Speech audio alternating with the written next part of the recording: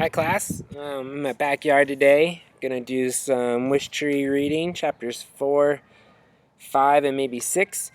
I'm wearing my favorite hat and my favorite band shirt, but I'm just gonna read outside today because it's so nice and the weather's gonna get iffy this weekend, so let's enjoy some outside time. I'm on chapter 4. There we go. And that doesn't really have page number 13. As you've probably noticed, I'm more talkative than most trees. This is new for me. I'm still getting the hang of it. Nonetheless, I've always known how to keep a secret. You have to be discreet when you're a wish tree. People tell trees all kinds of things. They know will listen. It's not like we have a choice. Besides, the more you listen, the more you learn. Bongo says I'm a busybody, and I suppose she has a point. She's my best pal, a crow I've known since she was nothing but a pecking beak and a speckled egg.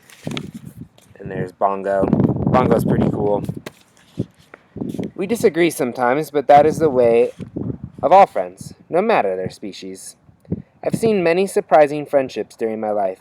A pony and a toad, a red-tailed hawk and a white-footed mouse, a lilac bush and a monarch butterfly. All of them had disagreements from time to time. I think Bongo is too pessimistic for such a young bird.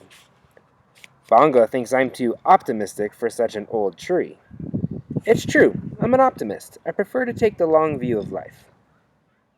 Old as I am, I've seen both good and bad, but I've seen far more good than bad. I feel like we could relate to that today, right? Far more good than bad. You just gotta look for it. So Bongo and I agree to disagree, and that's fine. We're very different after all. Bongo, for example, thinks the way we trees name ourselves is ridiculous. As is the custom with crows, Bongo chose her name after her first flight. It might not be her only name, however. Crows change names on a whim. Bongo's cousin, Gizmo, has had 17 names. Imagine that if you had 17 names. That would be kind of crazy. Sometimes crows adopt human names. I've seen more Joe Crows than I've seen sunny days. Sometimes they name themselves after things that catch their fancy. Pop Top, Juju, Dead Rat. They'll name themselves after aerobatic maneuvers, death spiral or barrel roll, or after colors, aubergine or beetle black. Many crows opt for sounds they're fond of making. Crows are excellent mimics. I've met crows named Windchime, 18-wheeler, and Grouchy Cab Driver, not to mention a few others that are not appropriate for polite company. Down the street lives an aspiring rock band composed of 4 middle schoolers. They practice in a garage. Their instruments include an accordion, a bass, guitar, a tuba, and a bongo drums. The band has yet to perform outside of the garage, but Bongo loves to sit on the roof and sway to their music. It's kind of cool. So she named herself after the bongo drums. And you'll meet her later. She's pretty cool.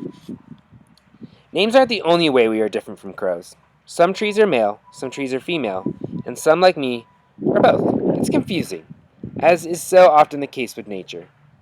Call me she, call me he, anything will work. Over the years, I've learned that botanists, those lucky souls who study the lives of plants all day, call some trees, such as hollies and willows, I might say this word wrong, dioecious, which means they have separate male and female trees.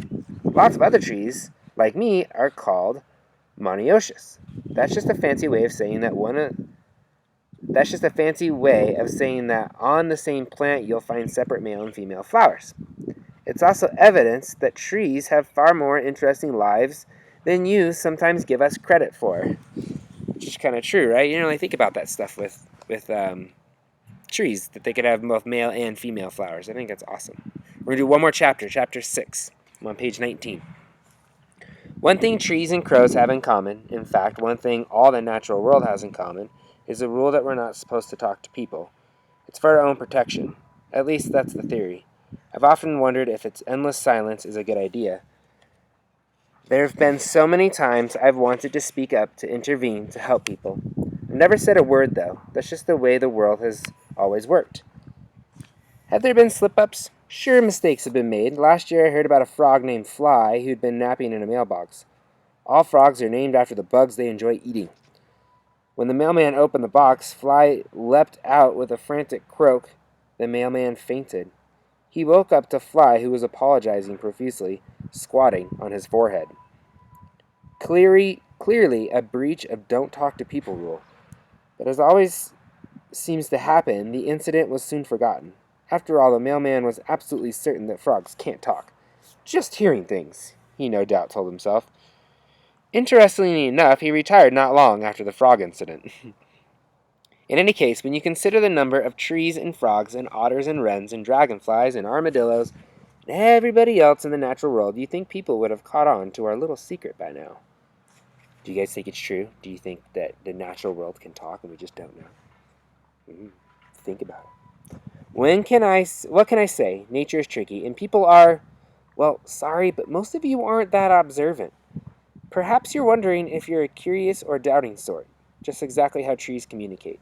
You may find yourself inspecting a nearby ponderosa pine, perhaps, or an aspen or a sweet gum, puzzling out the magic. People speak with the help of lungs, throats, voice boxes, tongues, and lips, thanks to an intricate symphony of sound and breath and movement. But there are, and you kind of learn about that in sound, right? Vibrations and all that, so you kind of know how you hear and speak. But there are plenty of other ways to convey information. An eyebrow cocked, a giggle stifled, a tear brushed aside. These too are ways to express yourself. For a tree, communication is just as complicated and miraculous as it is for humans.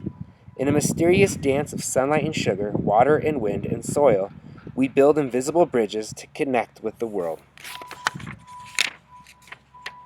Frogs have their own ways of connecting. Same for dogs. Same for newts and spiders, elephants and eagles. How exactly do we do it? That's for us to know and you to figure out. Nature also adores a good secret.